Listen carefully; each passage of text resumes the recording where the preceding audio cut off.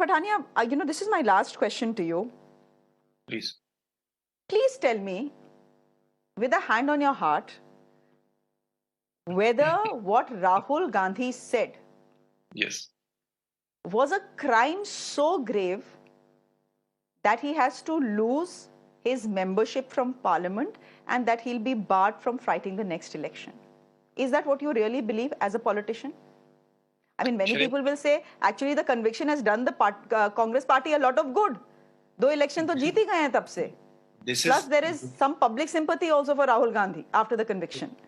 This is Sharia. This is what the limb of the law says, and this Representation of People Act. This law छोड़िए sir. Law तो ऐसा है. The law has been there for 160 years. No, Mr. Pathania, the law has been, law की बात छोड़िए. Law has been there for 160 years. Yes. For 160 years, no one in a defamation case has got the maximum sentence of 2 years. But the for Rahul Gandhi, everyone knew that the maximum sentence for 2 years means he would be disqualified. One-liner, madam. And not be able to, and not be allowed to fight the election. Is that what he deserved? Once the legislature, in all its wisdom, has prescribed 2 years punishment for an offence for criminal defamation, what stops a judge from meting out the maximum punishment? The answer is an absolute, nothing stops. The answer is absolute no. Secondly, once so far as regarding Rahul Gandhi, he is not the first one to be disqualified. J. Lalita, Lakshmadweep MP, Rashid Except Basu, maybe a sense of proportion. Abdullah Azam Khan. So there are a number of MLAs and MPs across the country who were disqualified on being convicted by a competent court of law. This is what Section 84 says. And one more part. Once this speech was delivered in an election atmosphere, it itself constitutes an electoral offence under Section 123(3) of Representation of People Act. No person, what Section 123 subclause. Please. Election offences की तो आप बात भी मत करिए. Mr. Pathania, election offences की तो बात मत करिए. Because the show will end, but my list of which political leader has said during an election will not end. तो लिस्ट जो है बीजेपी की भी उतनी ही लंबी है जितनी कांग्रेस की लिस्ट लंबी है. So let's not even get into that. I most respectfully देश के गद्दारों को गोली मारो XYZ को.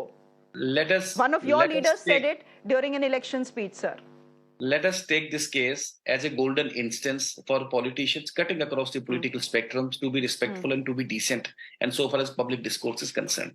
Let us all start. And Mr. Pathania, new parliament, a new decency, new deterrent, new restraint, and new self-imposed discipline on the politicians. Let this be.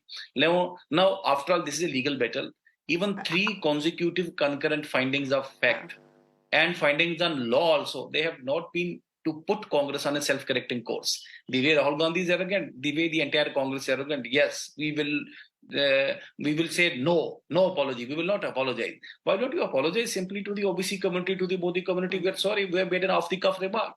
In the heat of the moment, at the heat of the argument, somebody may say certain off-the-cuff remarks also. Why to get so personal? Why to get so adamant? Why raise the question to act as arrogant? I agree with you there on 2 points. The Supreme is not. I agree with you on 2 points. If you make a mistake, you say sorry and you move on. Mr. Pathania, I agree with you on 2 points. A, when you make a mistake, and it's best to apologize and move on. And B, we would love some decency in our democracy and public life as well. That would be absolutely wonderful. But शायद वो मुंगेरी लाल के हसीन सपने हैं इस समय. And there's an election coming in 2024. So the decibels are only likely to grow.